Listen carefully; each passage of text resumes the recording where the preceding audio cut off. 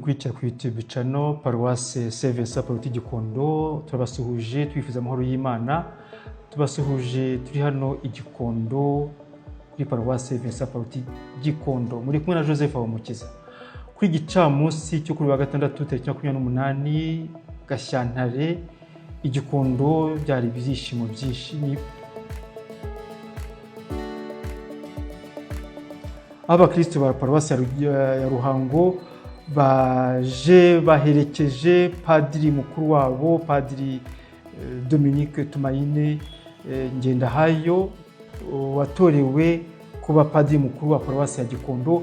Bakaba rero bari baje mu muco nyarwanda, tuvuga ko bari bahekeye Paroisse ya Gikondo, aho Padiri Dominique yatorewe kuba padiri mukuru wa Paroisse ya Gikondo.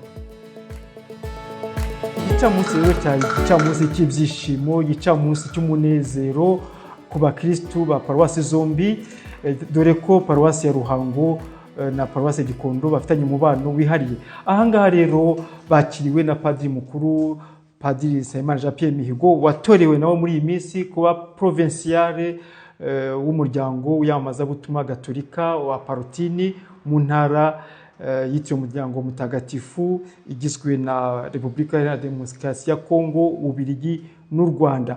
Akanyamuneza rero kuba bitabiriye umuhango, ku nshuti zacu zaturutse Ruhango.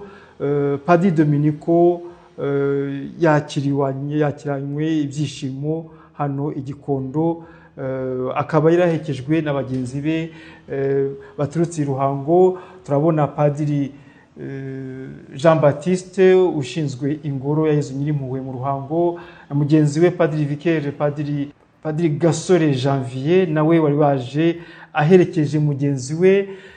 Abakristo rero bahagarariye Paroisse ya Ruhango bakaba baje ari benshi, bigaragaza umubano mwiza bari bafitanye na Padiri Dominique. Nyuma yo kwakirwa rero ku mbuga ya Paroisse, bakaba berekeje muri salle mberabyombi ya Paroisse Gikondo, aho bahawe ikaze na padiri mukuru, ndetse bahabwa na gahunda yose yari igiye gukurikiraho.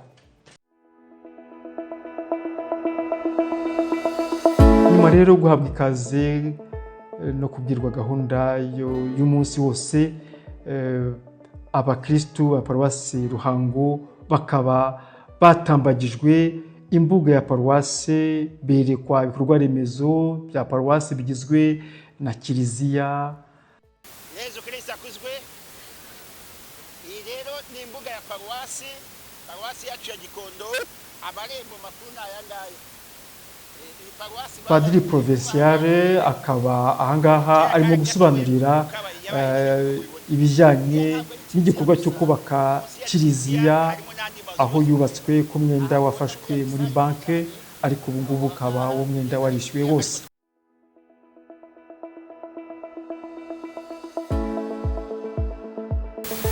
Ahangaha turaza kuhabona imbere y'ubutantari yo mu kiliziya Padiri Janvier.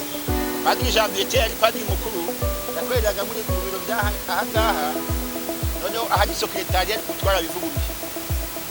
Ubu iki ni igice cya sakristiya, imbere mu kiliziya, ahari Caritas tugaca mu turebe, hariya mureba hasi n'ibiro bya padiri mukuru tugiye kwinjiramo tuharebe, na kontabilite. Hejuru n'ibiro bya padiri wundi, Padiri Vicaire wa mbere, hakaba ibiro bya aba bashinzwe abanyamakuru, itangazamakuru, hakaba n'ibiro bya kateshezi ushinzwe kateshezi ihoraho. Noneho hejuru nabwo hakaba ibiro bya padiri mukuru wundi. Abapadiri bakuru hano twe mu mujyi nyine buri wese bafite ibiro bye, namwe iwanyu muzabishake. Amazi yose ava kuri iyi nzu yose araza akajya muri kiriya kigo. Rero ni ubukarani bwa Paroisse. Abakristo iyo baje kureba padiri mukuru bicara kuri izi ntebe, utaha tugiye gushyiramo na televiziyo bazabicara bareba. Mujya muza kureba padiri mukuru, haba harimo na televiziyo arebera ahangaha, hari muri kwa kontabule, hariya ni mu bukarani bwa Paroisse, aha ni ubwiherero, inyuma yaho hari ubwiherero. Ibi rero ni ibiro bya padiri mukuru Dominique muzanye, nimwinjiremo murebe aho muzajya mumusanga.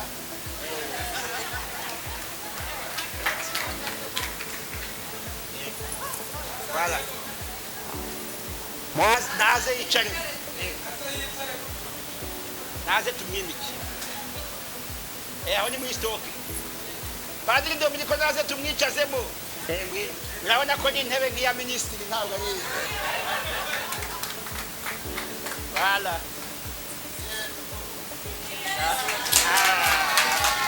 Kandi padiri mukuru wa hano abafite na salo yo kwakiramo abashyitsi. Turakomeza hano ni muri salo ya padiri mukuru. Aha ngaho ni muri salo ya padiri mukuru. Noneho aha hirya rero dufitemo chapelle y'ishengerero rihoraho. Abantu bari gushengera turahanye batwunama abantu bashengera biteka rihoraho. Masaha 24 kuri 28 abantu bari gushengera. Aha ngaha rero ni Caritas.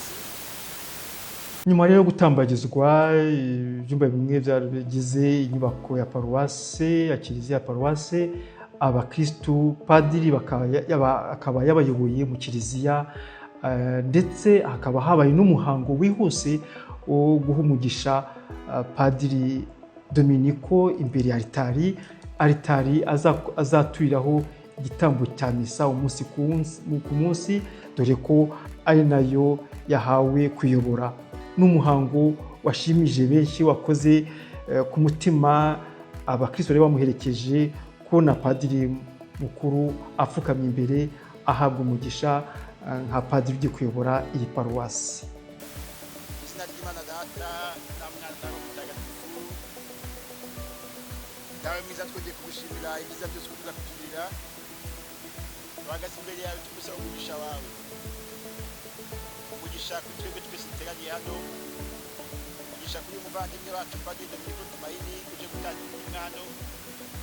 Turamukwegetse kandi turamukuragije kugira ngo roho wawe amanukireho, amuyobore, azamumurikire mu byo azakora byose, maze ubutumwa bwe buzabe bumuhesha Imana icyubahiro, uzabashe kwitagatifuriza ubutumwa bwe n'ubutagatifu bwagatumweho, kandi ibyo bizakora byose bizakomeze kurushaho kubaka ingoma y'Imana mu bantu. Nyuma rero yo kuha umugisha padiri mukuru Padiri Dominico Tumaini, abakristo bakaba batambajwe nanone chapelle yitiriwe Mutagatifu Gaspard. Mutagatifu Gaspard akaba ari izina ryafashwe dukurikije wayubatse nyakwigendera Gaspard. Nyuma rero yo gutambagizwa chapelle, abakristo bakaba bagiganye ku rwibutso rushyinguyemo inzirakarengane za jenoside yakorewe abatutsi baguye hano ku butaka bwa paruwase. Nyuma bakomeza batambagizwa ubusitani bwa paruwase, berekeza nyuma yaho ku cyicaro gikuru cy'umuryango headquarter, aho basobanuriwe aho abapadiri bamwe bacumbitse.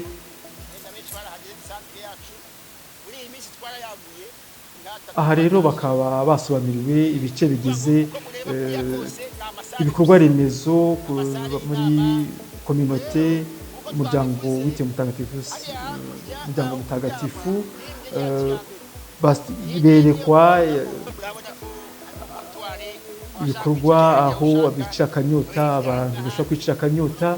Nyuma bakomeza berekeza ku butaka ahari imva ishyinguyemo abasaseredoti banyuranye bitabye Imana, ndetse ari naho nyakwigendera Padiri Crisante Rwasa uretse kwitaba Imana nawe ashyinguye, aho bavugiye isengesho ryo kumusabira. Dore nubwo hari mu kavura ntabwo bagatinye, akaba ari igikorwa rero cyo kongera gusabira umuvandimwe wacu Père Rwasa Crisante.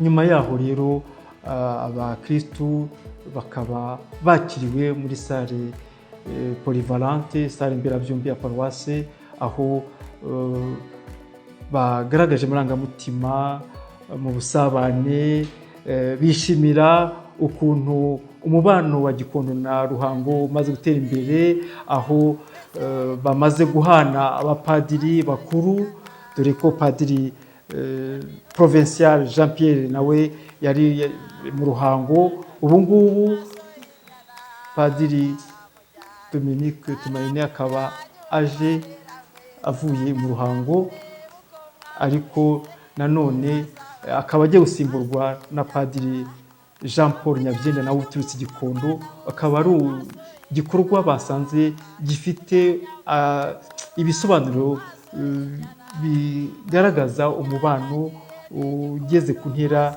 yo hejuru hagati ya paruwasi zombi.